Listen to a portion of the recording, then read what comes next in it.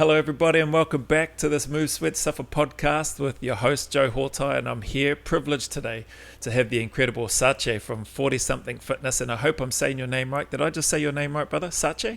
Yeah, it's pretty close. It's Satya. Satya.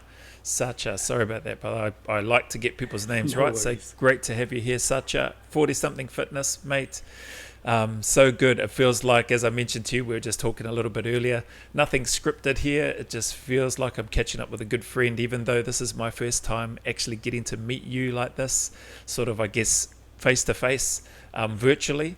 It's a privilege and grateful to have you on, bro. So how are you doing? Oh, I'm doing great, Joe. It actually is an honor to meet you again, even though it's virtual, face to face. It just seems like we know each other for a long time, and it is great. Yeah, definitely. And so you and I share some history in terms of your defense, your military service and background. So maybe it'd be cool if I could start there, because you're a 17-year veteran. Is that right? Yes, I am. And which part of the defense force did you serve in, Satya?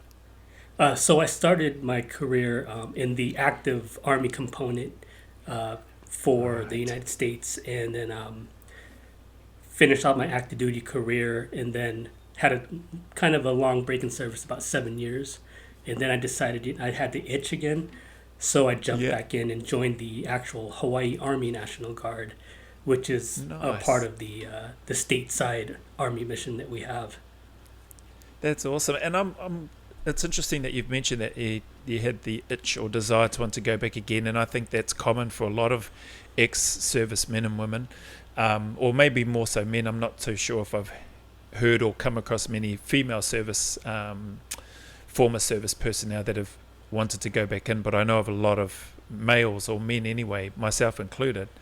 So why was it, what was it about your desire to want to go back? Was it missing that camaraderie, the environment, the culture? Was it all of that? Was it something in particular, or was it just more you wanted to serve more and you knew that you had obviously the ability and the time and the capacity to do that? What was it that drove you to want to go back and go back into the National Guard? Yeah, I mean, it was kind of like unfinished business in a sense, where as an active duty service member, I was doing it every single day. 24 hours a day. Being in the infantry in which I was, it was all about physical fitness. It was all about brotherly bonding and just doing those type of things. And then when I got out, I kind of missed that mentorship. I missed the camaraderie a little bit, and the working out almost every single day, whether you enjoyed it or not. Oh yeah. It was we call it smoke fest, and you probably know that terminology, where you're getting smoked by your sergeants and by your officers in your units. And then I kind of missed that, and I had the opportunity to meet a really great recruiter who was actually my neighbor at the time, and he was able to, entice me to get back in and give it another shot, so to speak. Nice, awesome. And so you went back, and hang on. Are you still in now? Part of the National Guard? You are in now? Yes. So I'm a part of the National Guard still, now with the Utah Army National Guard, but a part of the Guard, there's full-time active duty members within the Guard itself. And so that's what I do now. I was fortunate enough to get a job and do this full-time, but as an Army National Guardsman, which is the best of both worlds. Yeah, that's awesome, man. Brilliant, and great to hear. And I've seen, and we're going to come to the burpees and all the stuff that you do. Am I right in terms of before the National Guard, you were a master trainer, physical fitness trainer? Is that right, for a time as well, before you got out the first time? No, actually, I that is actually a certification that you can receive in the military. Got you. So I actually obtained that certification in this organization that I'm in now. Oh, wicked. And what was that like? What was that training and that course like? How long did that course go for? Oh, that was great. It was so it's about 2 weeks in total, and you actually go to certain schoolhouses stateside. For myself, I went to Fort Benning, Georgia, which is the home of the infantry, and they taught you, the basics of nutrition, the basics of programming, and also it was kind of not the organized structure that you always see with the military, where it's like Right. the 3 counts, the 4 counts, the 5 counts, always in step. It was more.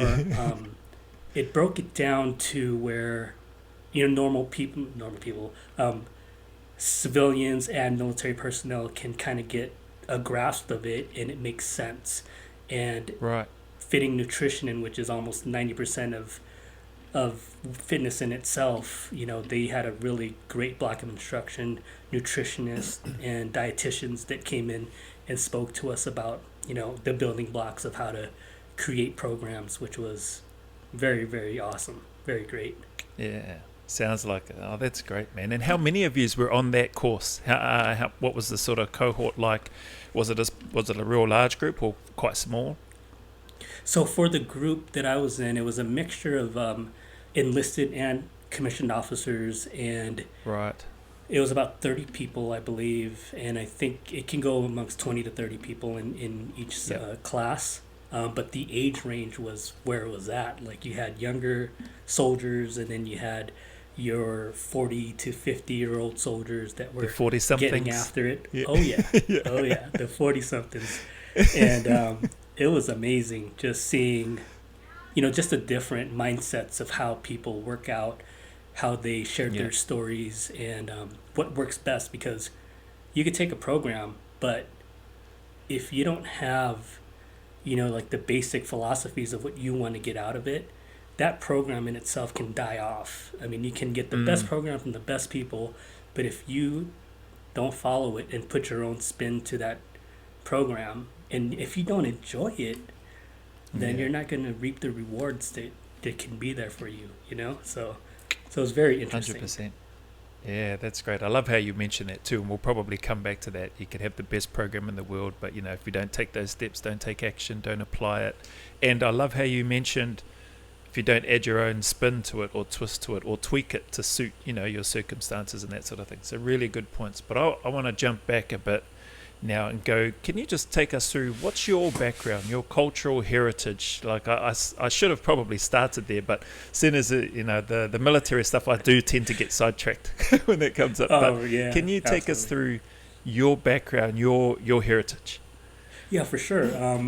So my parents were both refugees from the Cambodian War, which Right. occurred roughly at the same time of the Vietnam War, in Mm. the early to mid 70s.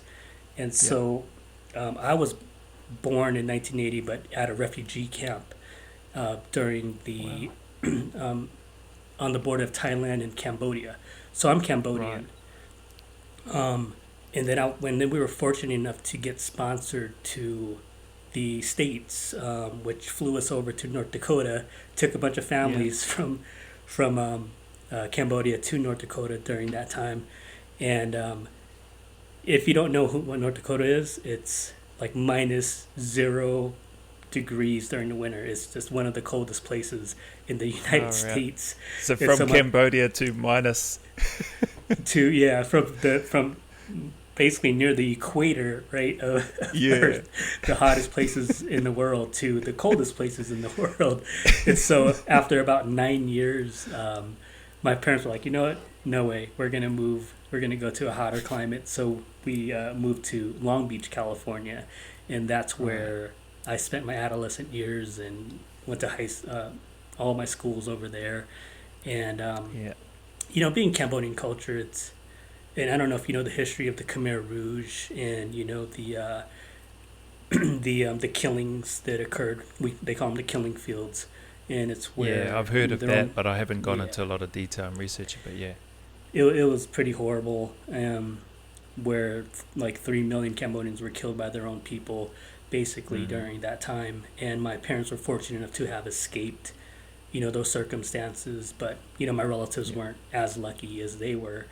And my older sister, who's 5 years older than me, she kind of still remembers, some of the implications that occurred while they were fleeing the Mm. villages to the refugee camps. So a lot of what I do, in a nutshell, really reflects on where I came from, how hard I work. It's because of, I don't want to let my parents down for one, and I don't want to give, the Cambodians a bad name as far as what I can do within my own space, and what I can impact, to include my family and my children.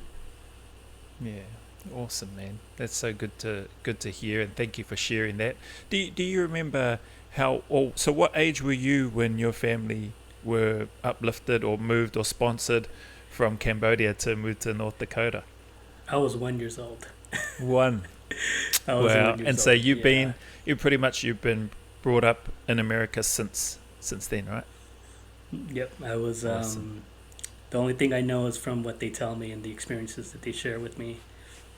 Yeah. Well, that's you know what, I like that your parents sound like that they talk about that stuff and that they share it with you, because I think the value in that, in terms of helping not only their children but to understand where we come from and how we're connected to those places. In your case, how you're connected to that place, deeply connected, the impacts that have, so that stays with you. And from what I see, it helps you appear to just be a really good, decent human being, and that's why I've been excited about this, and feel like I'm just catching up with a mate, even though, again, this is the first time you and I have caught up. You just have the one sister, or do you have other siblings? So we had a middle child, my older brother, that passed away when he was younger, just due to illness. So it's my older sister, him, and then myself. They don't talk too much about my middle brother, but they have told me about it, and so he was very, very young, like not even 1 year old.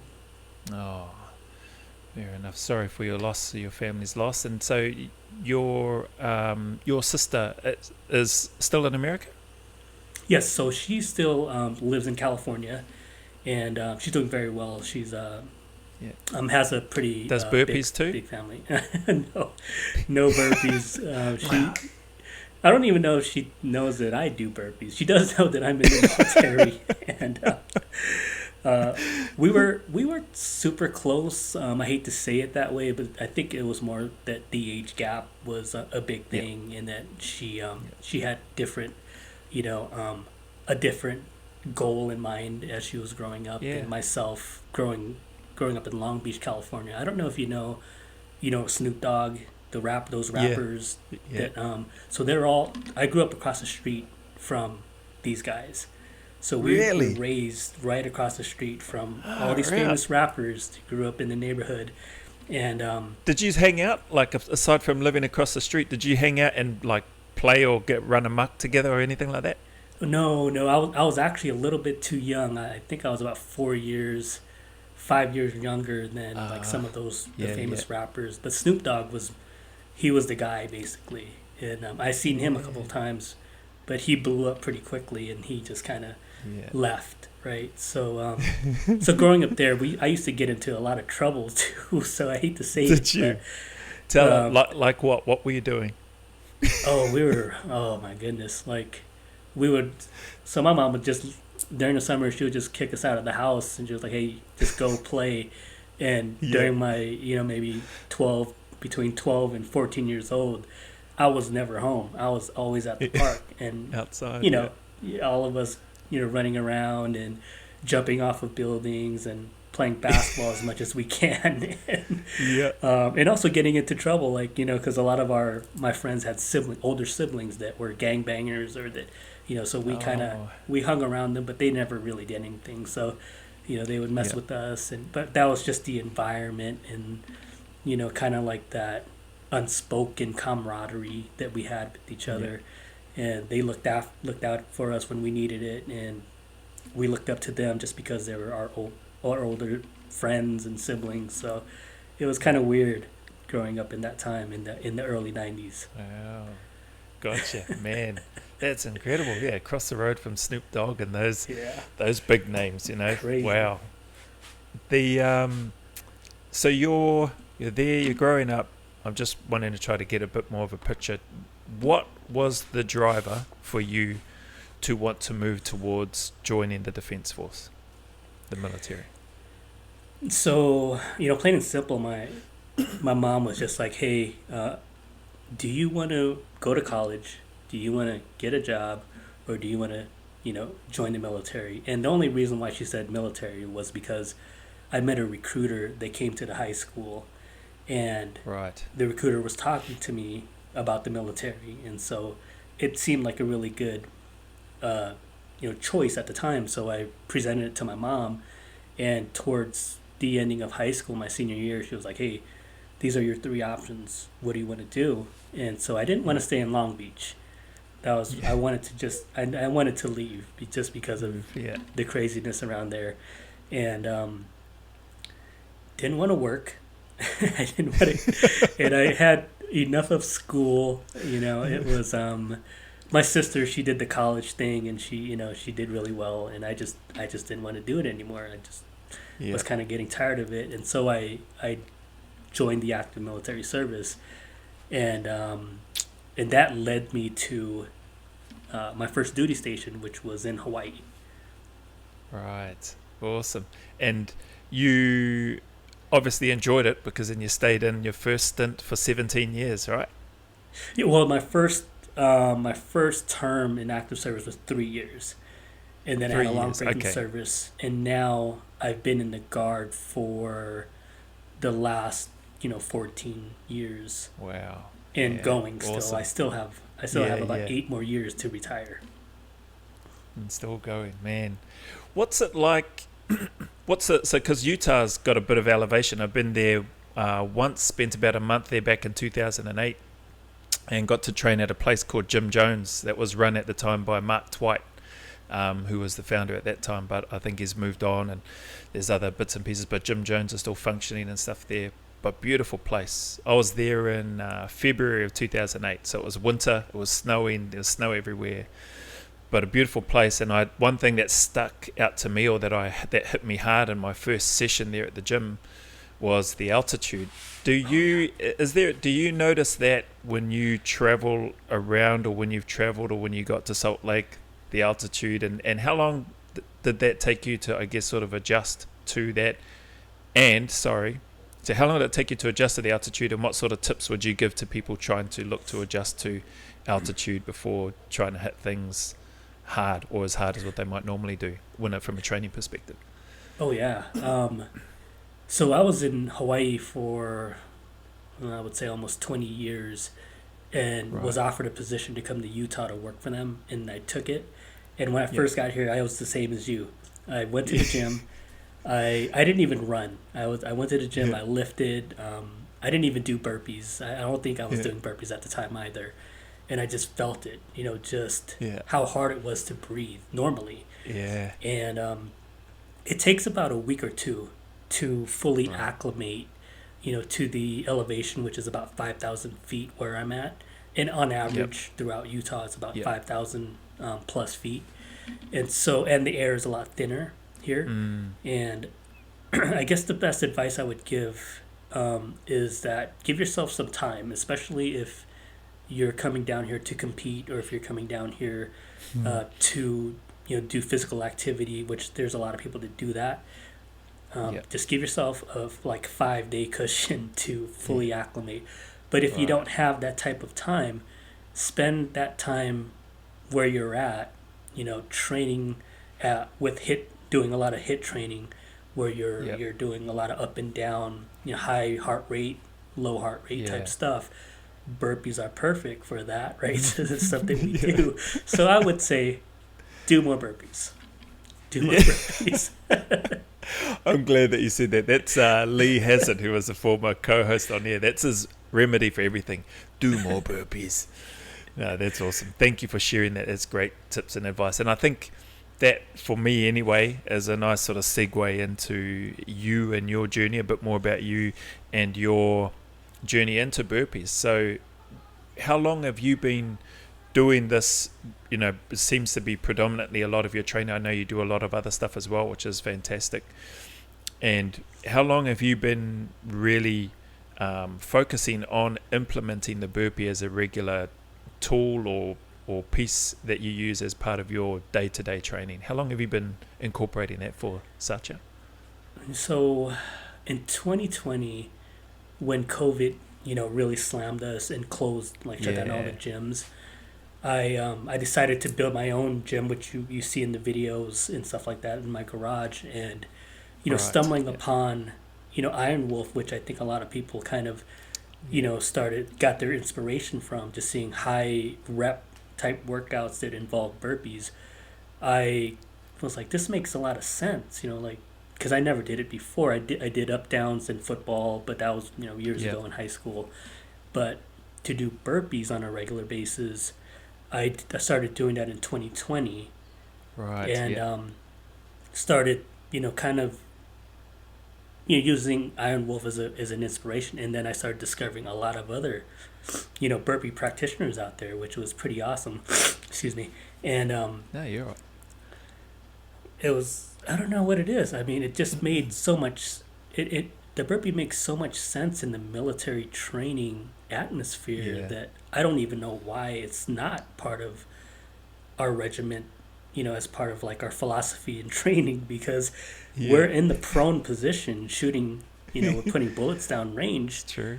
The next Yeah. thing we do is we pop back up and we either are moving forward towards the enemy, or we're Yeah. finding some cover behind us, or we're going to go save a buddy, or at least try to save our buddy in the field. Mm. And so the burpee made too much sense. And so when I began to implement it into my training, I fell in love with it. And I can't Mm. really, now I really can't get away from it, Yeah. because even though it hurts so much, it's just one of those tools that you need, that makes being in the military a little bit more better, a little bit, it makes a lot more sense to know that you're better physically, to at least to be at your peak if you need to go save your buddy, or if you need to go Mm. protect your family, or if you need to go protect your friends. And that's kind of my philosophy. I want to be ready in a moment's notice in case anybody needs help. And Mm. that's how I see things. And I try to pass that on to my peers and the people that Yeah. I work with, and they're just like, "You're crazy. Like, why do you do so much burpees? I hate burpees so much." And then I tell them, "But why? We do. This is the position that we're in when we're in Yeah. combat. This is the type of stuff that we do, what we're expected to do." And granted, they just don't think the burpee is, one of those type of exercises that are common within the fitness realm, which it isn't. Yeah. Yeah. We're a different type of people that are kind of, I would say Yeah. just a little bit crazy, when Yeah. it comes to doing 100, 200, 300, 400, Yeah. 500 reps in one session. It's Yeah. unheard of, when it comes to people that don't ever do burpees, right? So Yeah. 100%. Man, that's so good. You just, really cast my mind back to a lot of those things, but your descriptions are bang on. That 100% bang on. I agree with them 100%. And just your way of explaining your reasons around it and how not only beneficial it is from a physical and mental perspective, but that practical application, particularly in a military setting. But I love that it could be used anywhere. We had another guy on, Jared Miller, goes by Emivas on YouTube, great guy. I think he was talking about a person that he met with who's well into his 60s, maybe even 70s, who does the burpees. And part of that description from memory, when Jared was talking about and asked him why, I said, well, if I fall down, I want to be able to get back up. I want to be able to get back up and get to a phone or make a phone call if I need to, just something as simple as that. And I thought, far out. And just like you speaking about that stuff, it just made a lot of sense to me and makes a lot of sense to me in my own head. Like, who wouldn't want to be able to pick themselves back up off the floor if you fall or trip or get hurt or whatever, and at least somehow get back to your feet and make your way towards wherever it is, whether that's to save your mates, whether that's to go and do what you can, whether that's to assault forward or to withdraw back or whatever. So yeah, nice. I really, really enjoyed your explanations and comments around that. And that's going to bring me into then, so since around about 2020, burpees, when did you start your YouTube channel? Like the channel itself, when did you start that? The same time when you thought, okay, I'm going to do this, when you had these thoughts about the practicality and the functionality of it? Or when did you start your channel? Yeah, yeah, it was around the same time, around 2020. Right. But the burpees weren't like the major. It wasn't the major focus. It was more of doing exercises or programming with this little equipment as possible, to Right. help out my peers that I know struggle at fitness in general.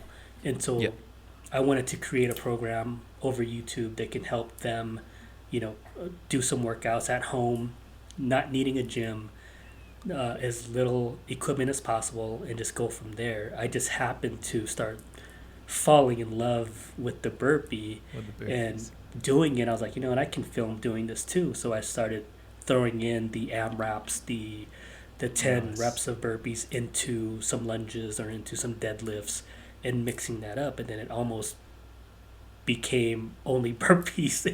At some point in time, it was just like, okay, you know what? I think I can just knock out 100 burpees. That should be good enough. But again, that's where we're catering to a niche in YouTube where, a lot of people, they love watching us do burpees, but they're not going to join us to do Yeah. burpees. So I try to mix it up a little bit just so that Yeah. it's not always burpees, but it's Yep. hard because I Yeah. know I want to do them, and I know that a lot of people want to do them with me and at least watch us do Mm. it, just to see that it's a struggle. It's Yeah. not fun in the moment, Yep. but it's Yeah. very beneficial outside of that scope of YouTube when because that's only a 20-minute session. Outside of that, we have 23 hours left of our lives. So we want Yeah. to be ready. And a lot of the guys that we're associated with in that YouTube family, I think they're ready they're ready to go. If I wanted to be Yeah.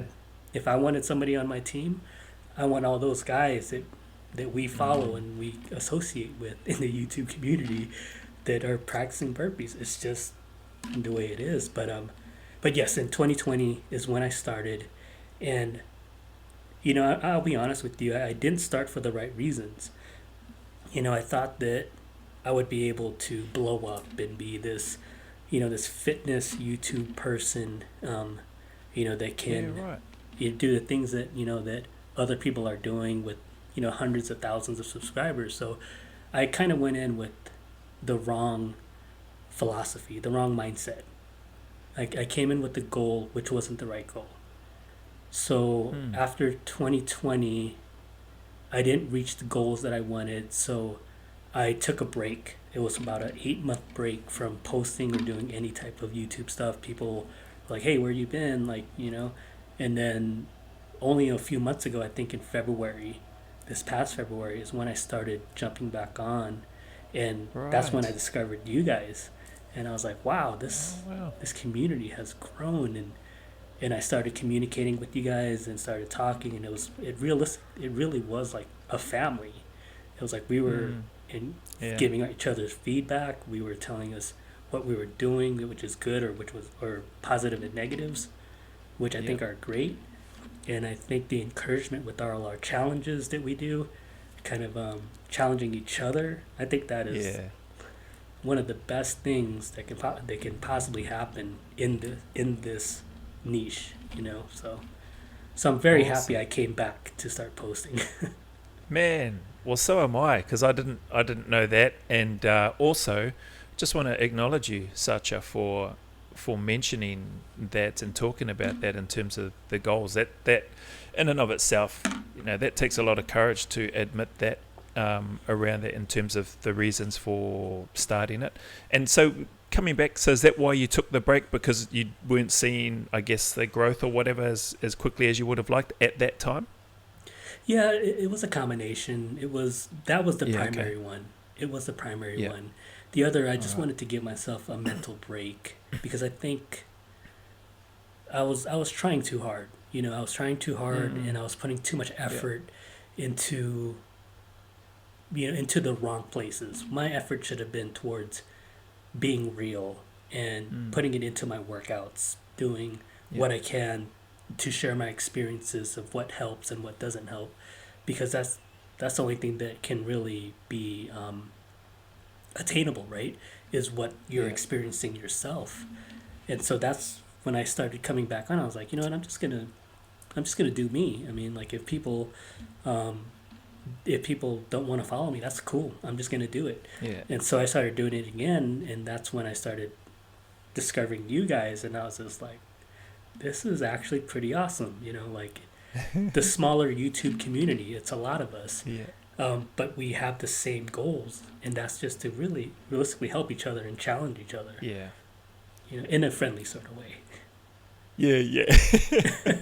No, I love that. Absolutely. And man, really great points. And thank you for sharing that, because I think there'd probably be a number of people that would resonate with what you've just shared there, and their thoughts, and maybe take a step back. I'm glad that you shared that, because for me, I had no intentions of creating a YouTube channel. It was a good friend of mine who just suggested and said, oh, you should do it. You know, some people might try. And for me, or he said some people might draw something from it and be able to use it and apply it. And for me, I was really quite stubborn and sort of anti social media in many respects and stuff as well. Was never very active on it.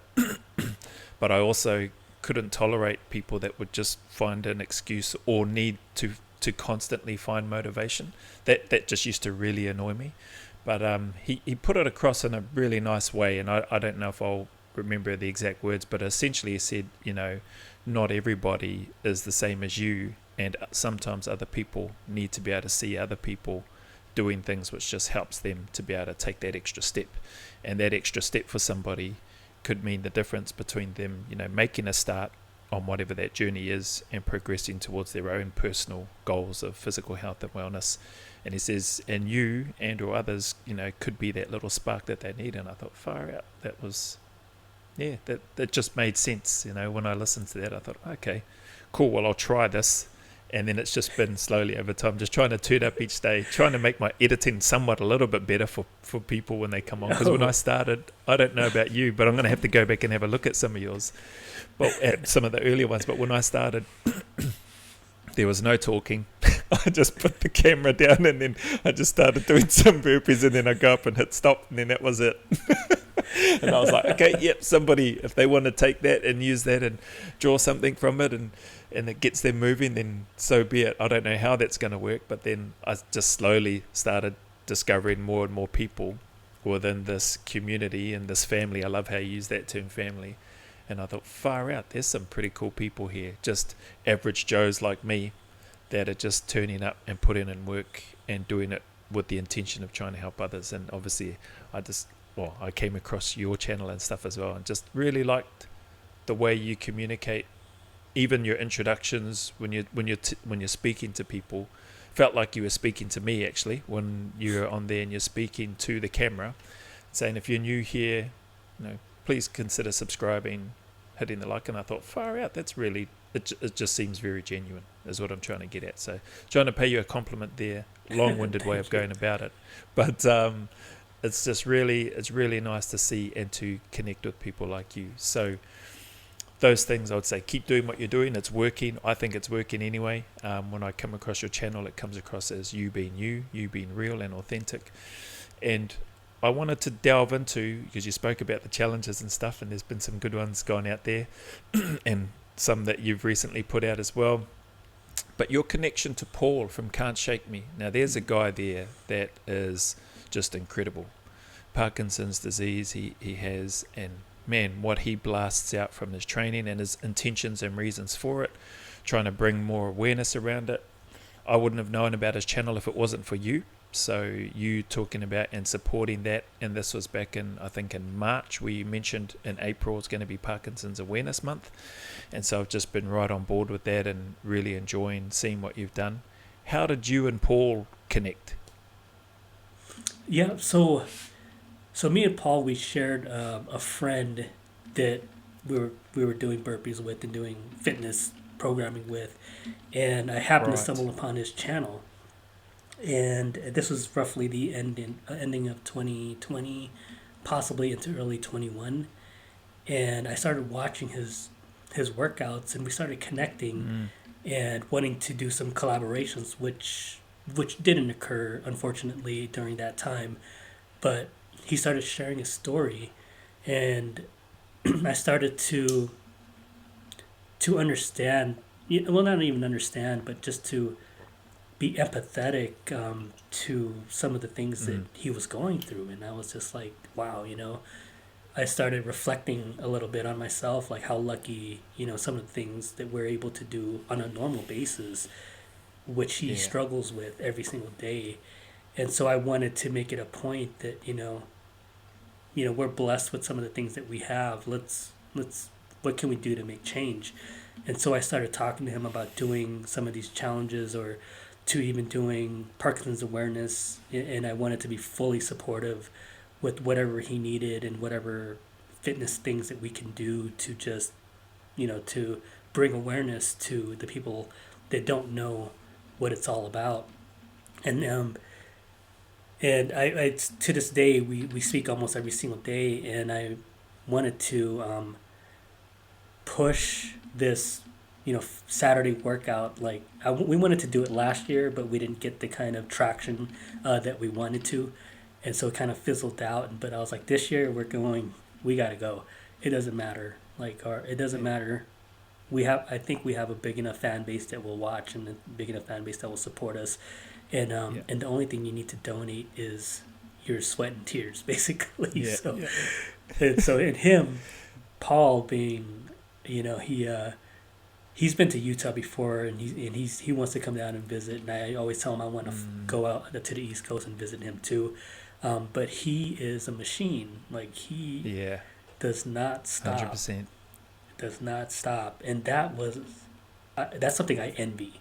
Like I want to have an engine that can do something like that. But I think a part of that is because of the debilitating disease that he has, as a reason of why he can't stop, which kind of sucks in a sense.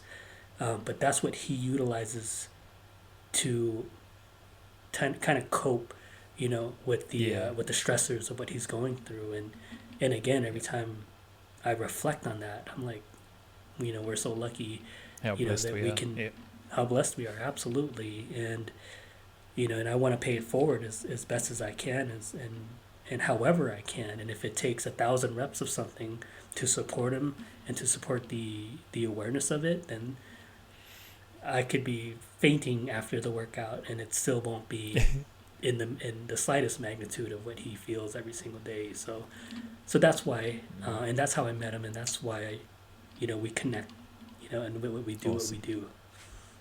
Beautiful. He's a good guy. It's so good. I think you should bring him on the podcast too.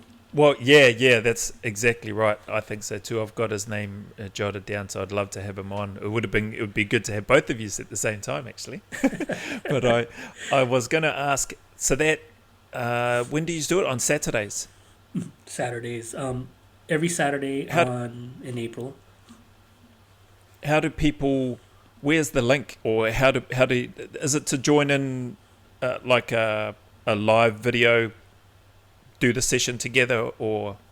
Yeah, it's so he'll put out the link in Instagram. So. On Instagram. Yep. So if people want to request a link, we'll send it to you directly, and it's through StreamYard, which is a live stream application, which is free.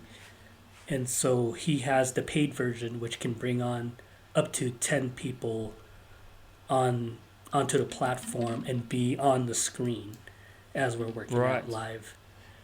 And do you have to? What's the name of the live feed? StreamYard.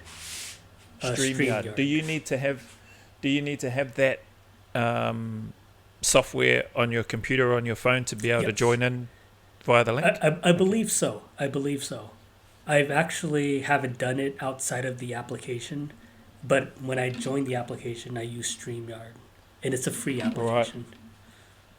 Well, that sounds great. I'm going to do my best this coming Saturday.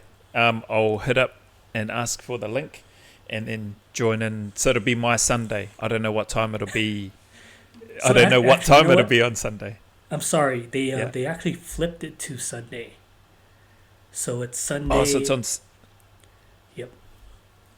Okay. So then it'll be my Monday. So I won't know what time it'll be on Monday. It's but 3 p.m. So Sundays at 3 p.m. Eastern Standard Time. Okay, then Sunday 3 So it'll p.m. be Eastern late. Standard Time. It's going to be the next day for you and Yeah. 2 hours ahead from now. So a little bit late for you, Alright. Joe. We'll see. We'll see how we go. Have to get at least one in. So I'll reach out to him. So go through Instagram on his Can't Shake Me through his Instagram and ask for the link there. Is that right? Yes. Sweet. Okay. Sorry to divert. I've just gone off You're good. track, but I'll do that sometimes. So this is just a couple of mates catching up anyway. So that's what we do. So that's great to hear that whole story around there. So hopefully people will click onto that, and if they haven't already, I'm sure there's a bunch of people on there already that have been supporting Paul from Can't Shake Me, and obviously yourself as well. And thank you for raising awareness and doing your bit to add awareness and support for that worthy cause as well. Now, for you, I know you're going through this lean cut process for you. What have been the reasons for you for wanting to do that? Because you look in good shape anyway. So what are you weighing right now? What are you? So I weighed in this morning at 185. 185. What's that in kilograms? Do you know? I don't know. I have no idea. 80 something? 80? I think it's about probably 80 kilograms. 80 kilograms, something like that. Yeah, I know it's like almost half of it, right? Yeah. Is that the measurements that outside of the States utilize? Yeah, yeah, running in kilograms, yeah. That's awesome. I need to learn that. So it is 83 kilograms. 83. Nice. Awesome. What were you before then, before your way into, before you decided to go through this lean cut process? What were you before the 185? So I was 187. 187 about a month ago, maybe.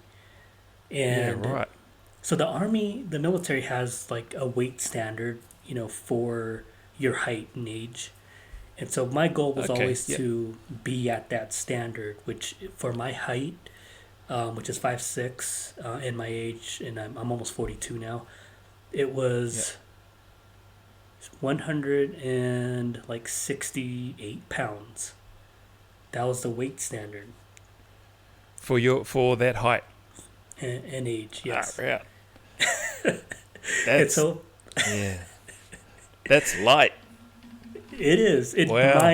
For me, especially because I haven't weighed that amount in years. Years. Yeah.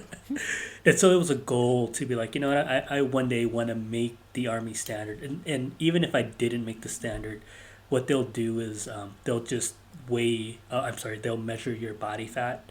And so you just need to come in below the body fat percentage and you're good to go, basically. Yeah, okay. And so I've say, never... Sorry, go. No, go ahead. I know, because I was going to say, because the muscle is heavier than fat anyway, so you're solid and muscular. Yeah. They always tell me, like, why are you being measured? Like, when because you have to take your shirt off, and then they'll measure you, and they're like, you don't look 185 or 80 plus pounds. And I'm like, well, that's not what the scale says. So, but find me another scale, yeah. That was really the goal. I was like, I just want to push myself, and then it kind of changed. Like my goal evolved basically because I was thinking to myself, like, you know what? Why am I trying to lose weight? I might as well just start not utilizing that as like my priority. Like, I don't want to lose weight. Why not just convert fat into muscle realistically and just kind of shred? And so it evolved from losing weight a little bit to being lean and kind of shredding and not worrying about what the scale says anymore. And if you happen to lose a pound or two, those are just, icing on the cake, Yeah. Awesome. Cool, man. That's good to hear, and a great mindset and approach to way to go about it, which sort of leads me into my question for you around your mindset and mentality and approach. What's been from, and I know there'll be heaps, but let's maybe from, what are we now, April? from the beginning of this year, what has been one of the toughest workouts that you've put yourself through, that you've inflicted upon yourself so far? Oh, that's a good one. And so on top of that, and how did you just sort of, what's your mindset when you start hitting those points throughout the workout where mentally you're like, either talking to yourself, why the hell did I choose to do this? Or, when you start having those conversations with yourself, how do you push through those? I think, so that one of the hardest workouts was just doing Simon's workout a few weeks ago. Yeah. Simon Trigesser, one of the folks that we see on YouTube, and just pushing yourself, because I really don't do challenges. Like, I really do AMRAPs, and I focus on the form and technique mainly. But then I'm telling myself, like, what, I need to start pushing myself a little bit more. So I started doing challenges, and then starting to implement that training into making challenges on my own. And doing his was kind of a wake up call, because I was pushing myself, and I was like, what, this is gonna hurt, and I knew that before even going in. I was like, what, I know it's a ton of push-ups, a ton of lunges, and a jumping jack, and I told myself, what, your body will, I guess, I don't know how it works for me. Like, the body will tell me you need to stop, but your mind will tell you, what, you can still go on, which overrides the body in a sense. I don't know if it's the same for you, but the body fails first, and then the mind tells you, what, you got a little bit more. Even though your form suffers, at the ending of most of those workouts, your mind is still telling you, you can still push it out. So that is kind of like how I look at the workouts and the challenges. That mental piece where you can sort of override what your body is telling you, whether you're going to pay for it later, obviously, the next day with DOMs or whatever. Because I seen you guys do that squat challenge, and I was like, nope, I'm not doing that. I got to go to work the next day. I got to walk around, and I want to work out. So I'm not doing 400 to 500, 600.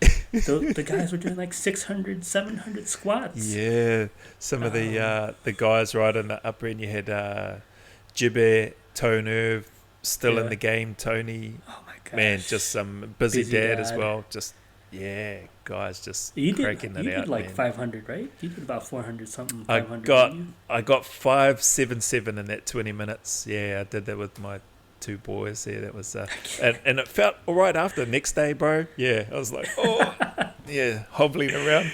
And then it's time to do some burpees. I tried not to hobble too much on the camera. But yeah, that was sore. But it was all mind, right? You're like in your mind, I'm gonna do it.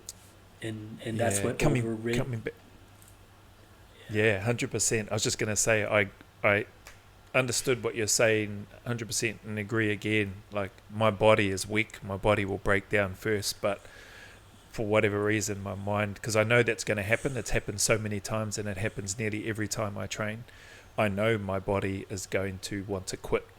I know my body is going to want to give up. And the only thing that, for me anyway, and it sounds like the same for you, but the only thing that keeps it going is I'm just either too stupid or too stubborn to let that happen. And so if we've said that we're going to do something, then that's what it is we need to do. Whether we finish strong and look really, awesome, or whether we look like a sweaty sack of potatoes mess at the end, like I look like many times, but it's going to get done one way or the other. And I love that piece that you just spoke about there. Sorry, carry on with what you're sharing, your mental drive and the stuff that you're talking about with Simon Trigesser's workout as well, the challenge.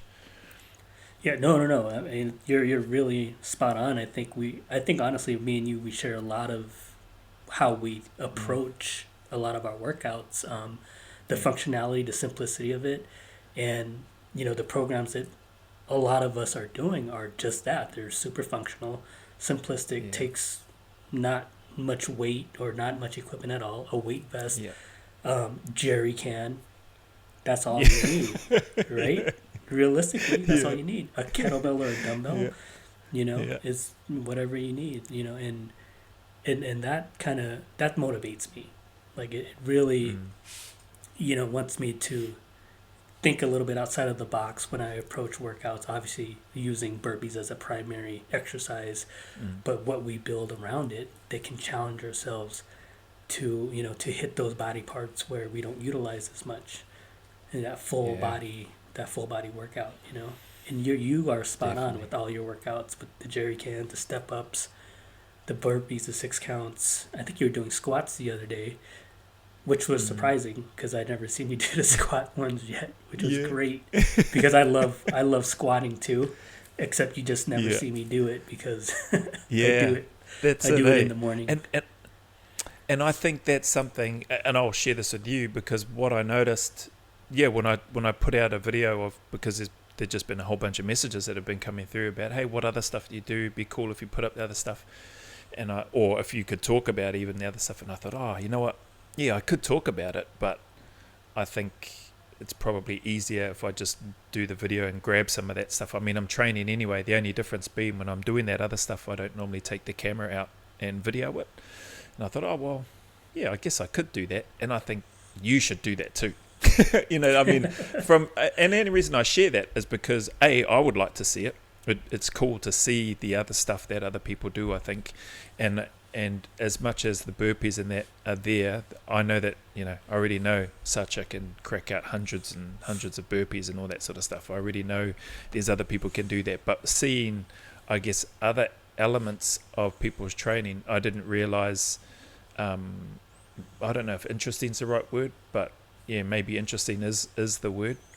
But yeah, it was really cool to see and humbling to see the support that came through around some of the other training, because I guess people don't know, and so I'd love to see some of the other stuff that you do and other people do. Like we see Jibbe Castro, you see the Dutch destroyer with all his handstand stuff, and pretty impressive. And there's just a number of other people within this community. Rob Simpson's another one of those guys, big strong guy, actually similar weight to you by the sounds of things, and yeah, shifting an incredible amount of weight.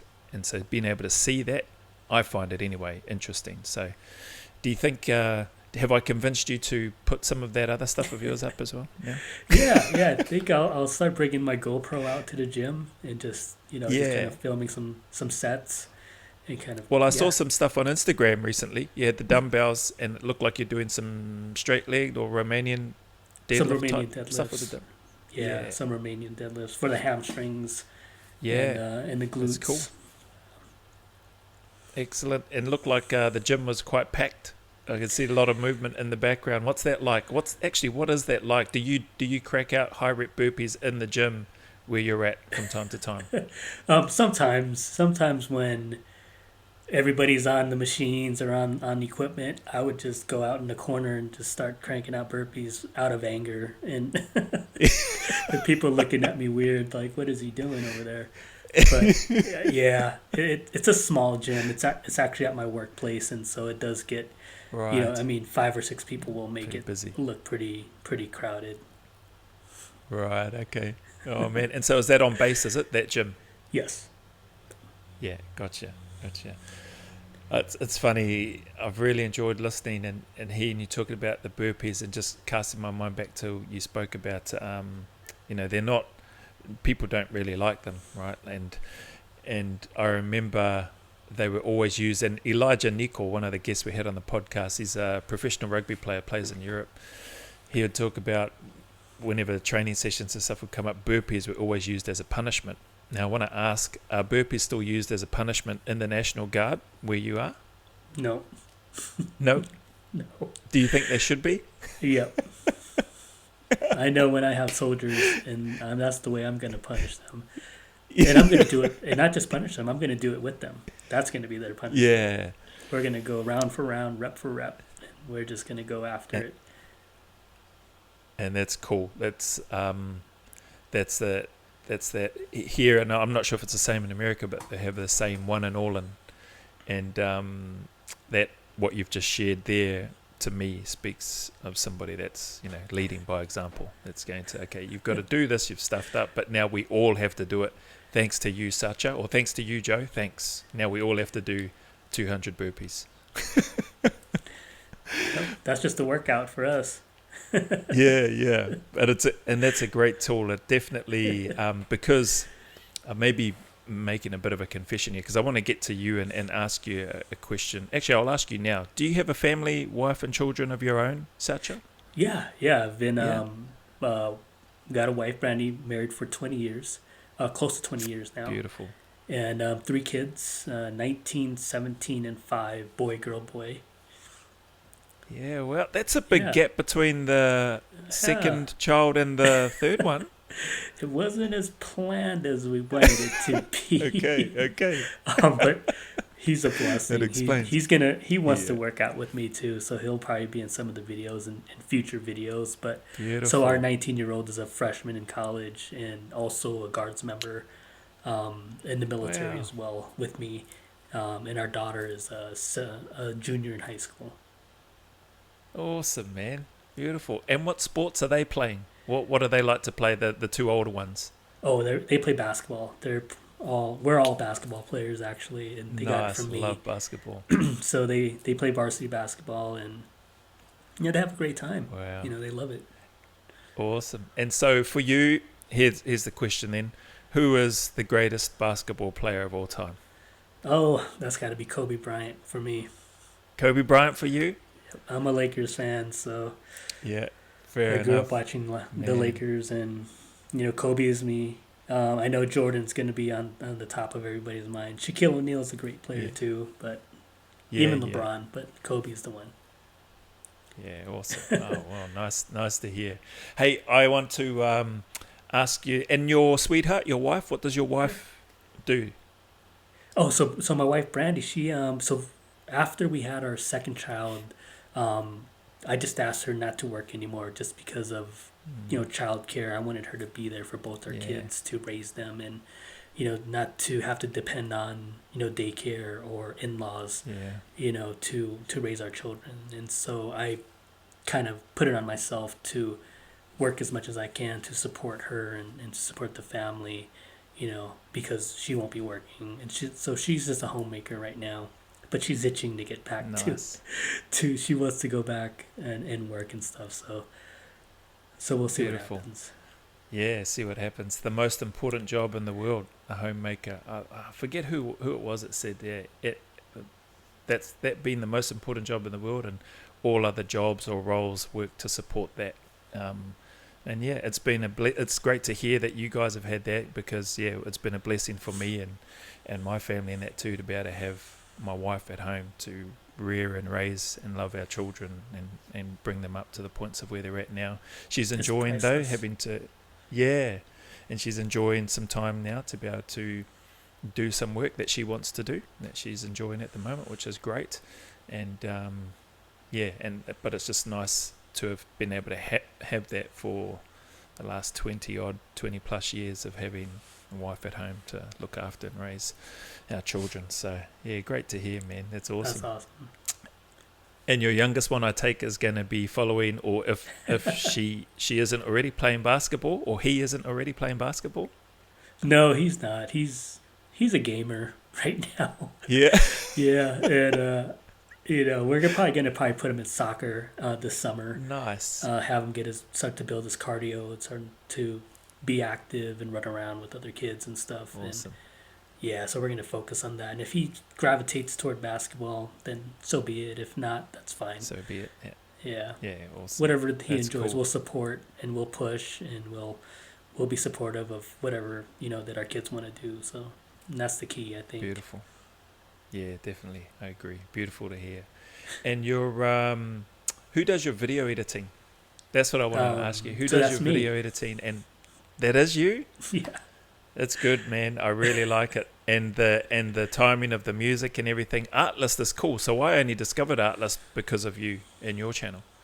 So when it would come up in the music, I was like, Artlist, what's this thing? And then I'd go on there and I was like, whoa, this thing's pretty cool. Oh, yeah. So what got you onto Artlist? Were you just searching, trying to find some cool beats or whatever to go along with your training sessions, or how did that come about? Yeah. I think I just, Googled non-copyright music and just, stumbled upon them, and then was like, this might be worth it, and tried it out, Yeah.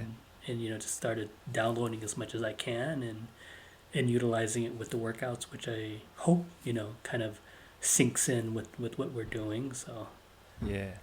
Yeah, nice. And what do you use for your video editing itself? What's the word? Software or whatever? yeah, I use Final Cut Pro for the Mac. Final Cut Pro. That's the Flash people's stuff, right? Where I'm from anyway. Yeah, it's not too bad. No, sweet as. All good. Everything all right? Yeah, I just had to run in and grab something for Brandy. Yeah, nice. No, all good. All good. So where was I? I wanted to carry on the conversation with you, if you wouldn't mind. So I know we were talking about Artlist and the music and your search and stuff there, which is cool. But I would rather like to just come back and have you talk about, if you don't mind, your plans going forward, aside from the lean cut, but your plans or goals or objectives for, say, for this year. Are you the sort of person that writes out your goals or objectives of what you want to achieve for the year? And I do. if you have more from a I guess your personal fitness journey perspective, whether that's helping more people, creating whatever it is that you're wanting to create, supporting whatever it is that you want to support, whatever those goals might be, could you just give us a rundown? You don't have to go into all the detail if you don't want to, but could you give us a rundown of what you hope to achieve this year with regards to your fitness journey, your goals, and even the YouTube channel, if you've given that any thought and that sort of stuff? Yeah, I think so. A lot of my fitness goals revolve around the Army Combat Fitness Test, which is the new I've seen those videos. test. It's cool. Yeah. Yep. So a lot of that is to maximize in all the points that I can get for that Yep. test, because it helps with not only fitness but in your career as well, with progression and promotion. So it's a small slice of the cake when it comes to the Yep. overall 360 soldier, but it's something that that I covet. That's something that I always wanted to be proficient at, as far as not just the fitness aspect of it, but as a leader, as an enlisted soldier, a sergeant Yep. in the military. So my goal is to maximize points and all that. And as far as with YouTube, being the quantitative numbers are important, but I think giving or putting out the best quality videos that I can possibly give, not just the audience, but just for myself, knowing that I put in the effort to put out a video that I think is good for people to watch. That really is the Yep. goal, and whether how many subscribers I get, that's fine. But I wanted to make an effort, to make a difference. And if I can make a difference in one person's life, then that's a win, and that makes me happy. And just seeing everybody that comments on our videos, and that puts a smile on my face every time. So every day is kind of a win For already. sure. And it's pretty awesome. Even giving this opportunity to do this with you was never in my I would have never thought this would have happened. But that again is something that comes with putting in the hard work, putting in the effort, for the people and for yourself, and realistically, setting that good those are the example, goals. what you're doing. Oh yeah. That's awesome. That's awesome. So good to hear. And thank you for that. We'll come back. I'm gonna look to wrap up with some. They're probably not necessarily quick fire questions, but they're questions I like to ask because I'm curious. Now, do you eat a lot of junk food, or do you like junk food, or are you no sugar, no junk food type of guy? No, I try to stay away from the junk food as much as I can, because I pick you're good. up weight fast. Yeah. Oh yeah. So do I, but that's why I train so much. that's That's why I true. have to train so much. That's true. But no, okay, Me that's too. cool. So what would be a cheat meal for you then? Do you do cheat meals? Yeah. Oh yeah. Yeah, so I guess my cheat What would meal be is yeah? it's just portions. Like my cheat is eating more rather than reaching Oh, for right. So rather reaching than for. having a cheesecake or ice cream or I would have oh, seconds, or I would eat a little bit more rice, or have a little bit more steak. And yeah, because that's how I kind of gauge my my intake of food is just from proportions. And so my yeah, wife right. will give me a certain amount, and I'm like, on the cheat days, on the weekends, I would, increase it by a little bit. If Have especially if some it's more. really good food, like I can't. Yeah, yeah. It's really hard to say no to the wife's cooking, and I know you understand, right? Oh man. All right, you're good. That's so good. I didn't expect that. I thought, oh yeah, I'm sure he'll enjoy some ice cream or cheesecake like me. Nah. Okay. So, do you do chocolate at all? Once in a blue moon. Once in a blue Once in a moon. blue moon. Yeah. Wow. Maybe twice a year, That's maybe. yeah. Oh, I'm sorry, twice a Okay, month. that's Twice a month. twice a month. That's good. All right. Okay then. Who do you know what? Do you know what team the New Zealand All Blacks? Do you know what sport they play? The They New play Zealand All rugby. Blacks. Ah, yes. Do you know what sport the Glasgow Rangers play? Yes. Good. I'm going to make sure I add this piece here onto Instagram. But they play football, soccer, as Okay. Lee Hazard likes to call it. No, but that's his team. Apparently they're really good, but so he says they can't be that good. Like people don't even know who they are. So even though he's not here, I still want to try to rub it in. So Lakers is your favorite? Is you grew up watching the Lakers? So they're still your favorite team? Oh yeah, yeah. I Yeah. I love them Okay. even though they Die suck, hard. but I love them. Yeah. Okay then. No, that's cool. Who wins out of Jason Bourne, John Wick, Robert McCall, or James Bond? Who Ooh, wins in a fight? that's a good one. I'm going with Bourne all the way. Jason I Bourne. like Jason Yeah. Bourne.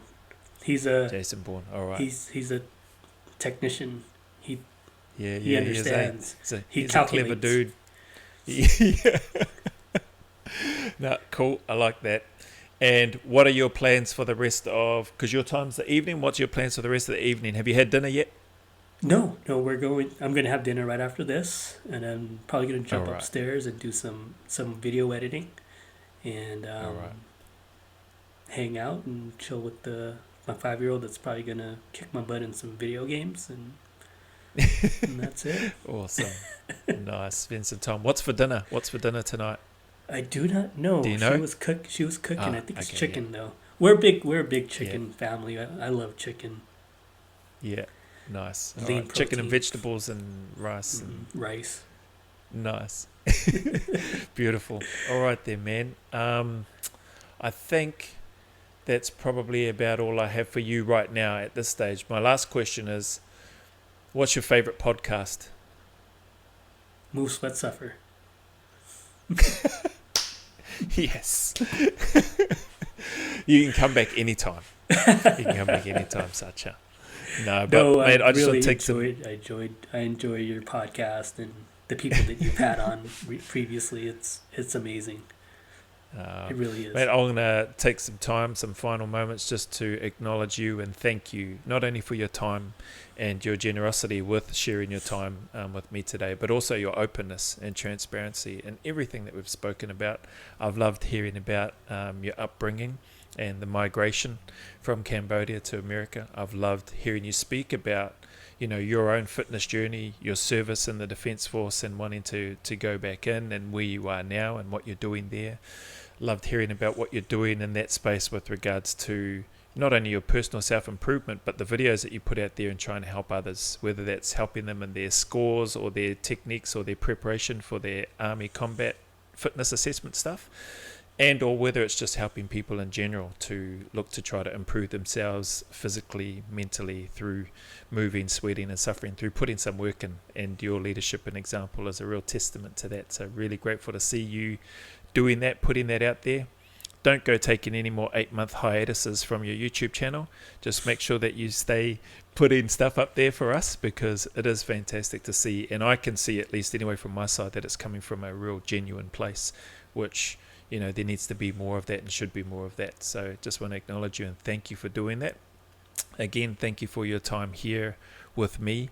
Also acknowledge and thank you for being so open and transparent as well about the intentions about the YouTube channel at the start, because I don't think at all that you would be alone in that. I do believe that there's a whole bunch of people that probably thought the same thing, but knowing where you're having this opportunity to connect with you, hearing and seeing the way you come through on your videos as being genuine and authentic and just being you, I think people will, if they haven't already, and looking at your channel and seeing the growth of it happen over time, it'll happen when it's meant to happen, and people will pick up on it. Some will resonate and some won't, and hopefully from my side, more people resonate and connect with you and what you're doing than those that don't. So keep smashing, brother. Really appreciate you and all the work that you're doing. I know the community is lucky to have you, grateful to have you part of the community, and thank you for all the support, not only that you give to my channel, but also to all the other channels as part of this community. It doesn't go unnoticed to see you, see 40-something fitness there, always sharing a positive message, always leaving a positive comment, always trying to positively influence someone in some way, whether that's through your actions or whether that's through the comments that you leave on their channel. So much love and respect, brother, to you and your family, and thank your wife, your dear wife, and your 3 children for giving us, or for them allowing you to give me some of your time so that I can share this with the rest of the burpee community on the MoveSweatSuffer podcast. Have a great evening, my friend. Appreciate you, and all the very best moving forward. Thanks, Joe. Thank you for everything, brother. I appreciate you.